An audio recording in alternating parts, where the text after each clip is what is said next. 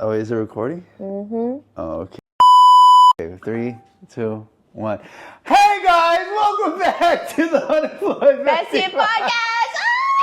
It's been a minute. It has been a minute. It's been a month. It's been, oh my god, it was a month. Yesterday we got called out, and I didn't realize it had been a month. I thought it had been 2 weeks. Nope, it has not Been a month since we last posted about Dollar Twee. Dollar Twee, let's get it. After that drive around, we were like, man, We're done for a month. We're back. Yeah. Hello again. We got a rebrand, low key. Something terrible happened, guys. Something terrible. Oh. Something very terrible. You tell him what I'm like. I can't. Yeah. You tell him. So Gabby's fake as hell. She got a job. She's employed. She's like one of you guys now. Yeah. She got the J word. I got the J word. She got the J word, guys. The reason why we hadn't posted was so the first week I had my assembly. Then you had your assembly. Yeah. And then you were sleeping. Tell them why we're not doing the podcast. I want you to tell them. Say it right now. I didn't wake up, and I was whatchamacallit? Scared. I was wait, hold on. I just woke up right now, so That's why. that explains. I slept. You overslept, and we didn't get to record that week. And then I was out on vacation, so it's been equally our fault. Yeah, and then actually, no, we were gonna record something, but that day I just wasn't. It wasn't. I just wasn't feeling it for some reason. I was like, let's just chill out. Today we're just gonna talk about the process of me getting a J word. The J word, dude. A job. I go to job. How'd you make you? She didn't even enjoy her unemployment. She was unemployed for like 2 months. Literally, no, I think it was. Yeah, 2.5 months. 2 months. And you didn't enjoy it. I didn't get to enjoy it. She was stressing out. She was like, I'm going to find a job. And I was And like... now I'm like, dang it, why did I get a job? Yeah. But I feel blessed, honestly. All right. So then what happened with you, girl? I got 3 interviews and 3 job offers. I'm 3 for 3 right now. 3 for 3. First one, I'm gonna be for real. I was Laura farming. I was like, I just want to hear you think I'm awesome, but I know I'm not gonna take it. She's just like, you know what? Let me just see if I could. You were like, I can definitely get an interview in this place. So let me just see how I'm gonna be with my actual interviews. Yeah. It was like a test run. I feel like, but that first interview was all online, like it was through Zoom. Oh, okay. So it was like FaceTime, but I knew I had it. And I know it probably sounds like conceited and I come off like arrogant or whatever. Stuck up. Yeah, but I knew I had it. Uh-huh. I won't tell it's you. not being stuck up if you know. If you know. You got it like that. You got it like that. I don't think it was a waste of my time because. You're like, okay, I know how to hold myself. Like, in an interview. I had an interview for a job in 7 years, so I was like, let's see if we can do this, right? Like if I still have it. Yeah, exactly. So, but I knew I wasn't going to take the job because I had vacation coming up and I had the assembly. So I was like, I'm not going to take it. And you're like, the pay... The pay wasn't that good. Yeah. And, well, it would have been good after a year, but you had to been putting in the work. The title for it was a financial advisor. I won't say what company. I also won't mention the titles for the next positions. I'll just say that it's in the medical field. It got me exposure, and I feel like it... Bantering with the interviewer too, or... Yeah, like I feel like I was like, okay, I can connect with people. You're like, I'm a human, guys. I'm a human being. I didn't lose my social ability in a professional setting, I feel like. So it was a good practice run. Well, let's see if I can... With corporate America. Let me see if I can be... I can do this again. I feel like it's like cosplay. You know, you're like, you're putting on your costume, you're like, okay, I'm a little businesswoman. One of your personalities. Yeah, I'm putting my hat on. Like it's just like corporate hat, lock in. But that was that interview. And honestly, the questions that they asked me, they weren't very hard. They were just saying, oh, why do you want to do this? Why should we pick you? What would you do in this scenario? And you know, those type of... Aren't you guys hiring? Like, what do you mean, why do I want to apply? Because I want a job. Do you not see the economic and political state of the world? Do you know about inflation? Out here, dude. I'm trying to feed my family. I got 3 kids. Cats. Yeah, they're all cats.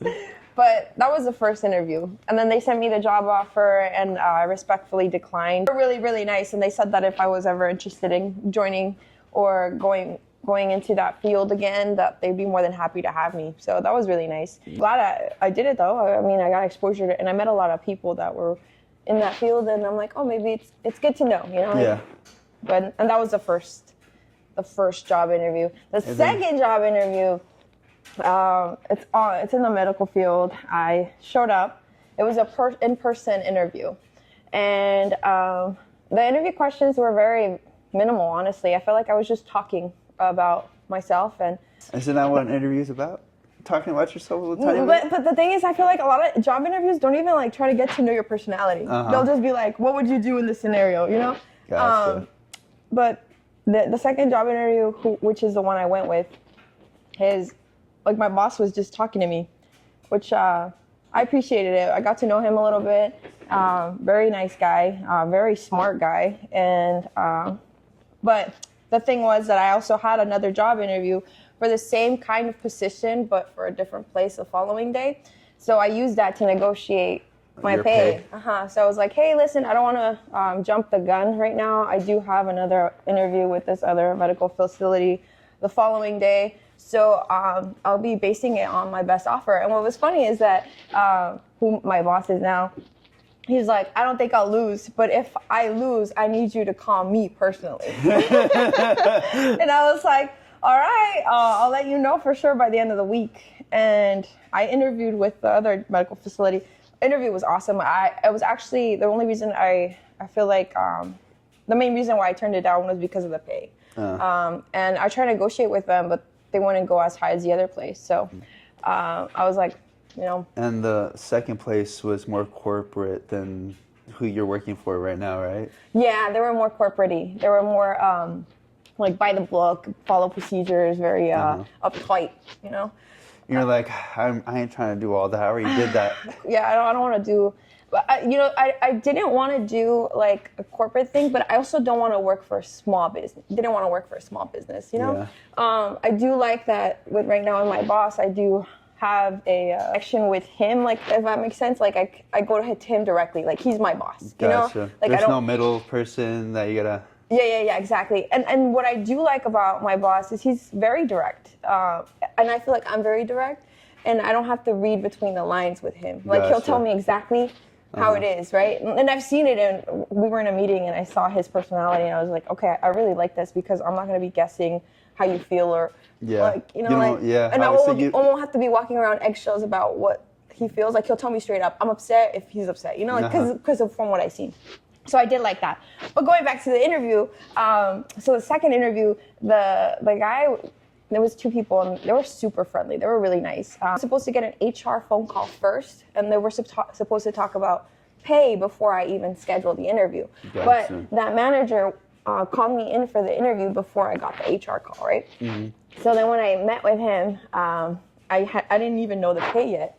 But I was like, hey, this is me. And he was like, oh no, I really like you. And, but you're gonna have to talk to HR. Don't tell them we have this interview because I jumped the step because I wanted to get on top of it because they really wanted to replace someone.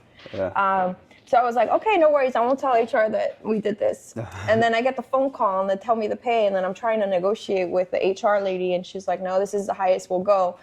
And so like it's set in stone. Like she's like it's set in stone. I'm only the HR lady. I'm only the representative. yeah. She's like, it is what it is, bro. Like, I'm sorry, that's it.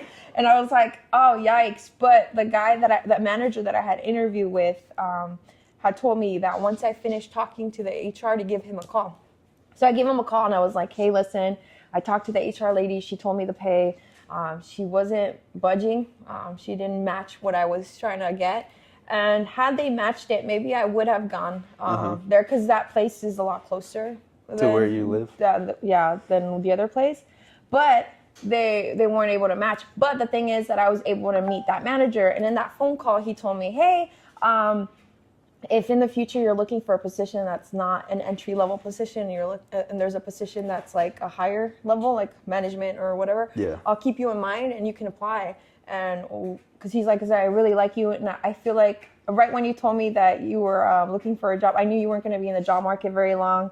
And so I'm glad. He's like, I'm glad you got you're getting your feet wet in the medical field, because he's like, because I see a future for you here. And I was like, oh, I really appreciate it. And I it's good to know more people, you know, like in case like I want to grow in the medical field, even though it's like operation side. I feel like it's nice to network and be just like, obviously grow and not be stuck in one place. And I don't think I want to do that anymore. Like I learned my lesson. I don't want to stay in a place too long like I did previously because I feel like you get comfortable. You get too complacent. And everything, your days become like monotone. Like it's just a routine. Yeah, so I don't want that, and that's what I like about what I've been doing lately. That it's not. I'm not gonna just be doing one thing every day. So we'll see. We'll see how it goes. I know I probably sound really like arrogant, but honestly, it was not me. It was God. The whole time I feel like it lined up. I'm like, that's all you. Interview after interview. Yeah, because the timing of it all, the back to back, being able to negotiate, like that was all God. So I'm blessed, honestly. Hashtag blessed. Hashtag blessed. Blessings on blessings on blessings. I'm not disclosing where I'm working. Privacy reasons. So that she's employed. I'm employed. This is now we'll still call it the Unemployed Bestie Podcast. But got a rebrand. Your girl is employed. Yeah. So what's going on with you, boo? So lately I've been nothing much, just hanging out with friends, applying here and there, trying to see who hires me. Sadly, nothing right now, but I've only applied maybe like to 4 or 5 places. Tops. You're gonna have to do a little bit more than that. Yeah, I'm gonna do I have to do a little bit more than that. But other than that, hanging out with some friends. You did a couple side jobs though, right? Yeah, I did a side job. I've actually been working on my car too, and that's pretty fun. I started working with my hands again, and I was like, damn. I miss this. I miss it with the tools and everything. I'm not gonna lie. You dusted off the tool shed. You're like, hi, baby, I'm back. Yeah. I haven't used my impact. You miss me? I was like when I was like fixing my car, I was like, oof. I was like, no. Noise. I'm like, no wonder guys like working on their cars. Like, I feel like a man. I feel like a man right now. Testosterone flowing. I'm like getting my hands dirty again. This is what it's all about. Yeah, this right here is the small things in life. Look, this is him right now. I'll put the picture in your hand. This is a man. There you go. Men used to go to war. This is as close to war you're going to get. Now they're unemployed. Also, I got like a side job, obviously on the side. Is that what a side job is? That's what a side job is. Oh my God. Revolutionary. I know, just a little definition right there for you. And I got a job, but on the side. We call it a side job. Can you believe that, guys? Oh my God. We got crazy creative there. Yeah. That was pretty fun. What did you do? So it's the AC systems that are on the roof that you can see like that are exposed and not in the attic. Okay. So those are called package units, and there was a duct coming from like the outside just to one room. Oh. So the guy was like, "Hey, can you just chop this all up and like remove it, because we're gonna have like a mini split in this room. So like if you could you just like tear it out?" And I was like, all right. I was like, for sure. How long did it take you? It took me maybe like 40 minutes, but with like little details like cleaning up too, maybe like an hour and a half. Oh, that's not bad. So I did it for like 200. So I was like, 200 in an hour? Say less. And I was like, for sure. And that was pretty fun. Like again, like I said right now, I was using my tools again. So it was fun. But how to get on the roof was a little tricky because I didn't have a ladder. How'd you get on there? So on the side of his house, there's like a brick wall. So I was just climb the brick wall. I just climbed but before I climbed up, I was just setting like my tools up on the brick wall, like close near the roof. So then I would just have space to walk to the roof. Parkour. Yeah.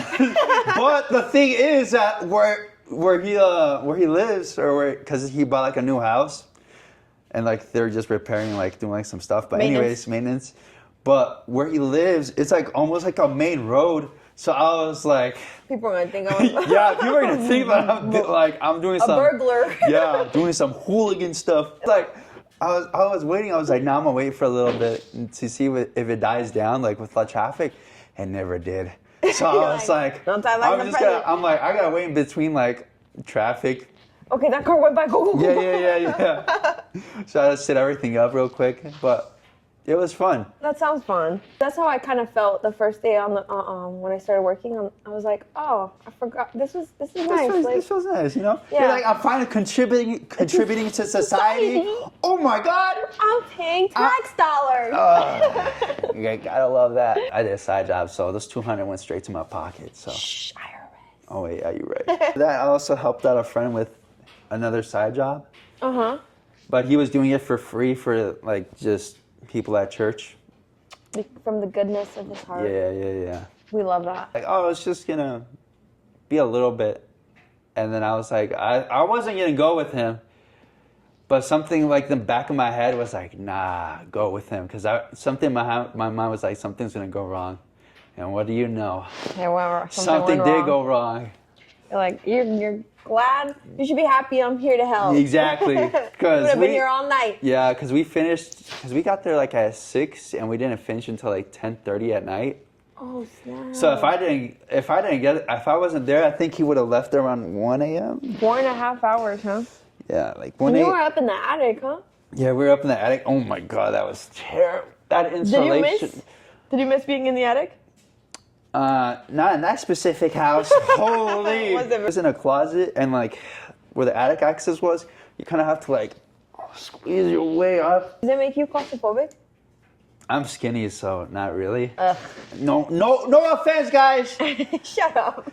But it was still I'm a speck, so nothing hurt. Yeah, I'm like. I just feel like the attic is hot and small, cramped. It was at night though, so it wasn't hot. Oh, good. So. Well, that's nice. Yeah, it was definitely something. Being up to the attic and like having like all those ducks in the way from being a small space and not enough space for you to move around in the beginning too. Because where we had to go, it was like maybe like 50 feet away. But those 50 feet feel like 100. Because you gotta go through like all like the trusts and like the and on top of that, breathing in the insulation because we didn't think we were gonna go. You didn't have a mask? No, that's the thing. I have a mask. I have a mask too, but it's just natural selection at that point. Yeah, he said, "Oh, dude, it's just gonna be in the kitchen because where the repair was in the kitchen." But the vent goes through the roof.